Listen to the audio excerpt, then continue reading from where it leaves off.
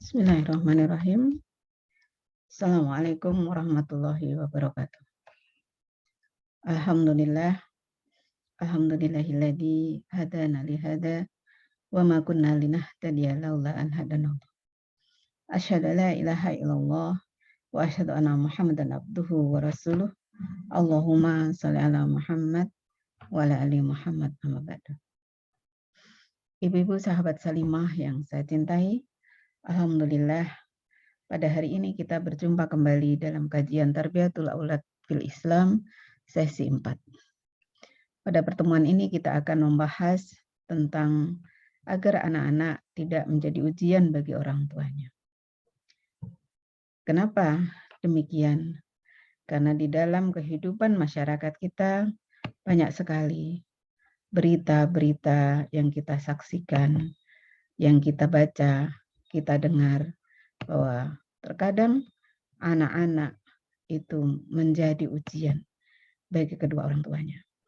Semoga dengan pengetahuan, dengan wawasan kita bisa memberikan, kondisikan anak-anak kita menjadi anak-anak yang soleh dan solihah, berbakti kepada Allah, berbakti kepada orang tuanya, dan tidak menjadi ujian bagi orang tuanya, tidak menjadi ujian bagi kita semuanya. Allah Subhanahu wa Ta'ala berfirman dalam surat At-Taghabun ayat 15. A'udzu billahi minasyaitonir rajim. Innama amwalukum wa auladukum fitnah. Wallahu indahu ajrun adzim. Sesungguhnya hartamu dan anak-anakmu hanyalah cobaan bagimu. Hanyalah fitnah bagimu. Hanyalah ujian bagimu.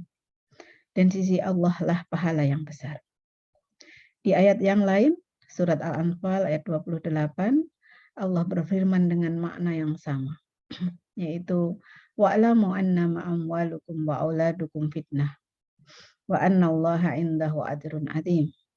Dan ketahuilah bahwa hartamu dan anak-anakmu itu hanyalah sebagai cobaan, dan sesungguhnya di sisi Allah lah pahala yang besar. Ibu-ibu sekalian, terkadang anak dalam asuhan kita, anak dalam pemeliharaan kita menjadi cobaan, menjadi ujian bagi orang tuanya. Ada anak yang senang melawan, ada anak yang memusuhi orang tuanya, ada anak yang betul-betul menjadi ujian dalam bentuk apapun. Pada saat dinasihatin, tidak mau menerima. Pada saat disuruh, tidak mau melaksanakan. Pada saat dia diberi amanah, dia ingkar, dan sebagainya. Kita saksikan di luar sana banyak berita, banyak kisah, bahkan banyak sekali kisah-kisah tragis saat ini. Oleh karena itu kita harus berhati-hati. Allah juga mengingatkan dalam surat At-Taghabun ayat 14-nya. Ya ayyuhalladzina amanu inna min azwajikum wa auladikum aduwwan lakum fahdharuhum. Wa in ta'fu wa tasfahu wa taghfiru fa innallaha ghafurur rahim.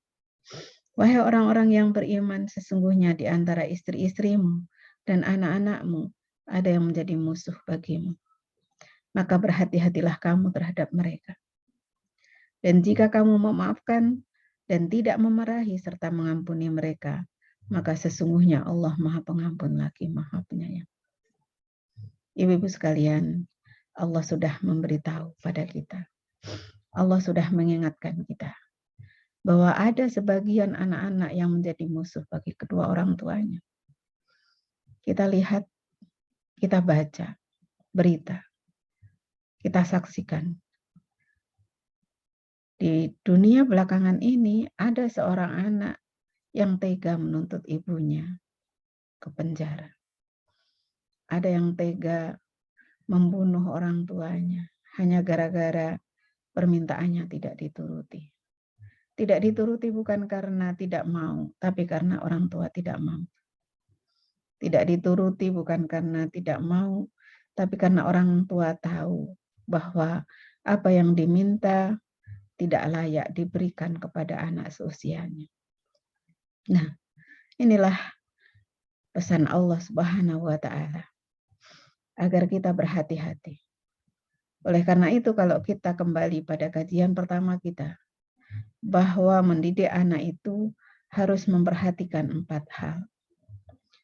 Harus memelihara fitrahnya, harus menumbuhkan potensinya, harus mengarahkan, dan juga harus dilakukan secara bertahap. Itu semata-mata agar anak-anak kita menjadi anak-anak yang paham, jadi anak-anak yang mengerti, jadi anak-anak yang mampu taat pada orang tuanya, taat pada Allah Subhanahu wa Ta'ala, sehingga mereka tidak menjadi ujian kita, tidak menjadi musuh kita. Maka bagaimana supaya anak-anak itu tidak menjadi ujian bagi orang tuanya?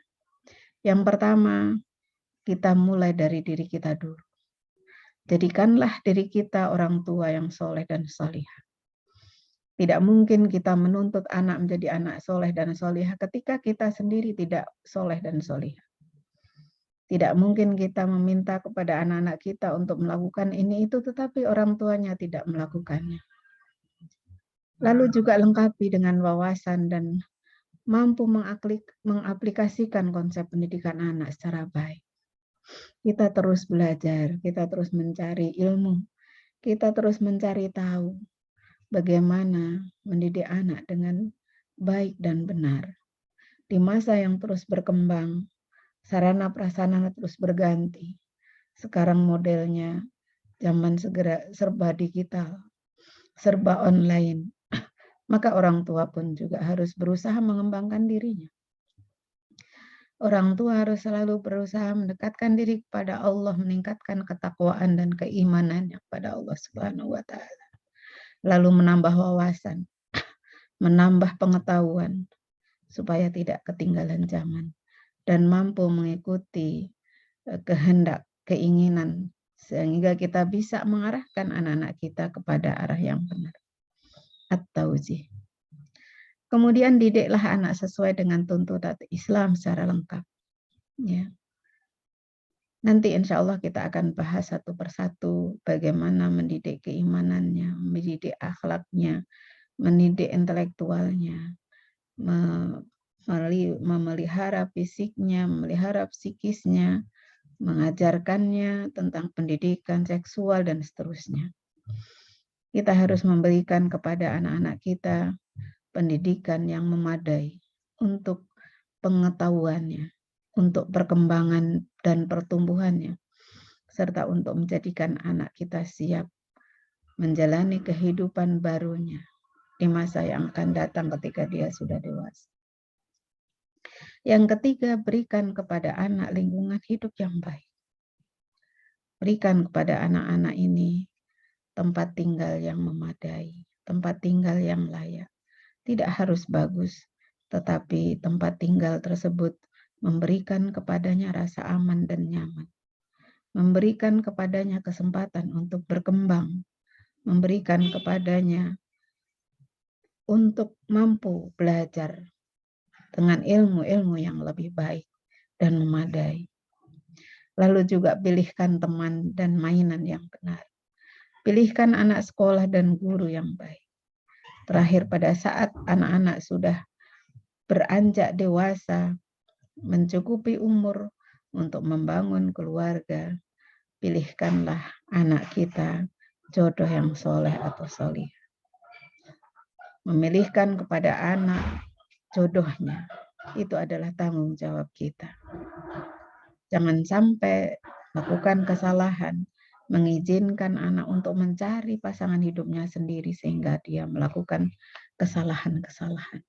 Nah, insya Allah kita akan membahas lebih mendalam satu persatu apa saja yang akan kita lakukan untuk anak-anak kita dalam pertemuan-pertemuan berikutnya, sehingga marilah kita ikuti terus kajian Tarbiyatul Aulad fil Islam untuk menambah wawasan kita, untuk menambah kekuatan kita, sehingga kita bisa menjalankan amanah Allah Subhanahu wa Ta'ala untuk mendidik anak-anak kita menjadi anak-anak yang soleh dan solihah, kuat fisik, kuat akal, kuat mental, dan bermanfaat bagi masyarakatnya.